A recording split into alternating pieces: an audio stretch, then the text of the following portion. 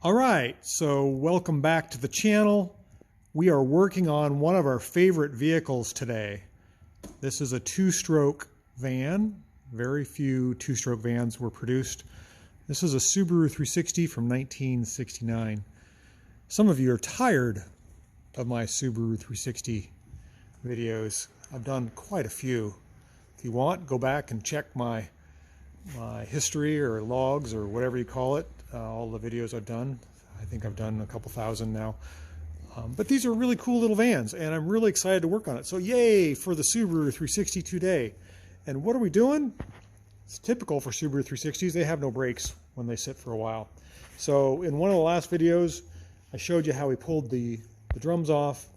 They're aluminum fin drums, and we rebuilt the wheel cylinders, which are blind hole. There's two per front wheel, and they're not interchangeable. Today, we're going to attack the master cylinder. So inside the van, in case you're wondering, is the pedal board or the pedal cover. And that means the gas pedal, the brake pedal, and the clutch pedal. You have to loosen up this pedal board to access the master cylinder. The master cylinder is hidden within the frame on the driver's side. So let's go around the other side and I'll show you how that works. Now, the remote reservoir for the master cylinder is this little bottle, which is normally clipped up. Oops, it's clipped up here. There's a clip way up under the dash, and that's how you check your level of brake fluid. It's kind of silly, but that's where it is. So this hose from the reservoir runs down. Normally this is up like this, and it runs down through this grommet and into the master cylinder. We're going to go around the other side, and I'm going to show you how that works. Okay, so you'd come around the driver's side, and you'd open the door.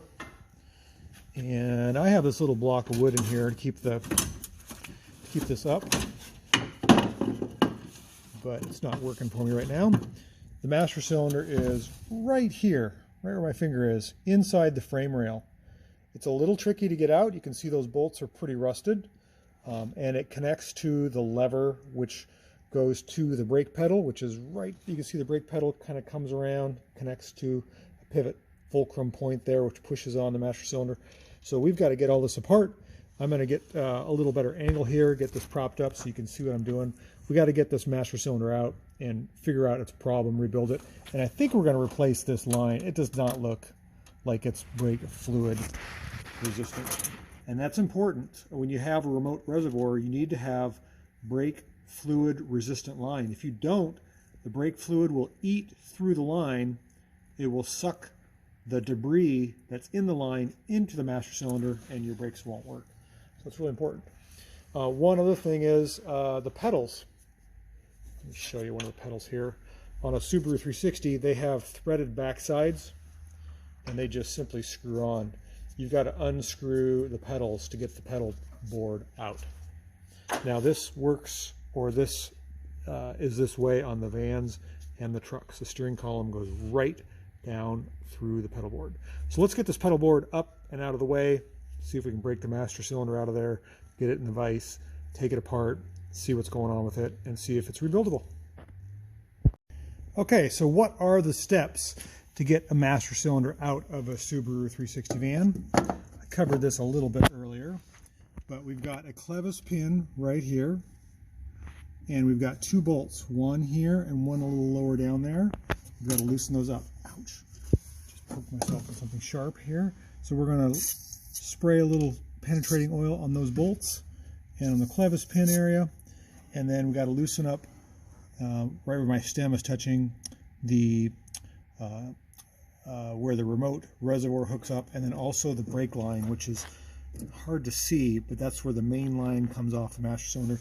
Usually we can pull the master cylinder out, and then we can get a good grip with our brake line wrench on that fitting so we don't strip it out.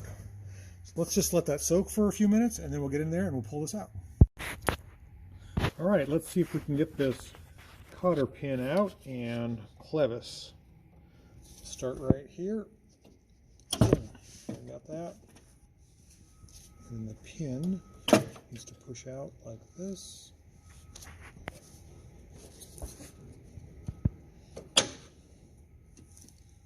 Okay. Now got that out.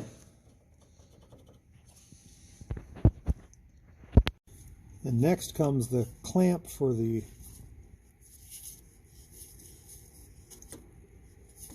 brake fluid reservoir. You want to be very careful that you don't break off this plastic spigot or plastic fitting. Yeah, like that.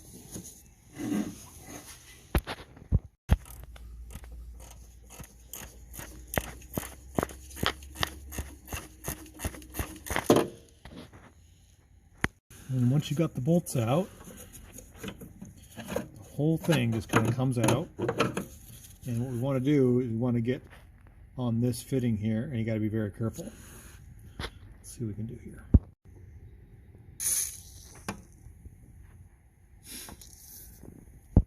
Okay, so we got it out of there. It's crusty. Let's get it over to the bench and see what it looks like inside.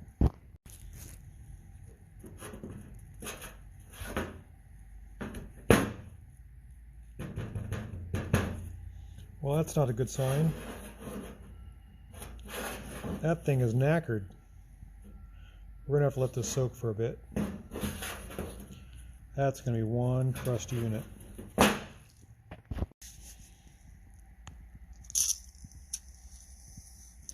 We're gonna let that soak on there for a while.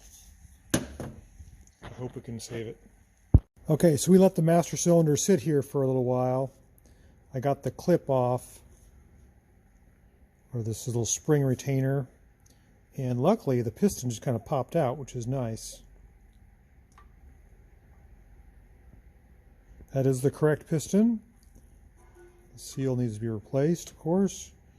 And the bore. Let's take a look at that bore. Can that be cleaned up? Maybe. We might have something to work with here, even though it looked really, really bad. Let's get it apart.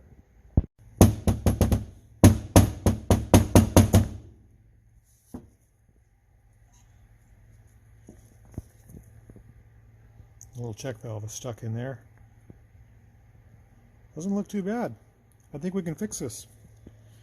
Of course, we'll have to replace the rubbers. Let's clean this up, and we'll put it back in the van, and that's going to be another video. So we got some good news here. I think we can fix this. Stay tuned for the bleeding and rest of the finishing up on the brakes for a little Subaru 360 van project. I'm pretty happy. I think that's going to turn out better than I thought. Stay tuned, Subaru van fans. We'll see you on the next video.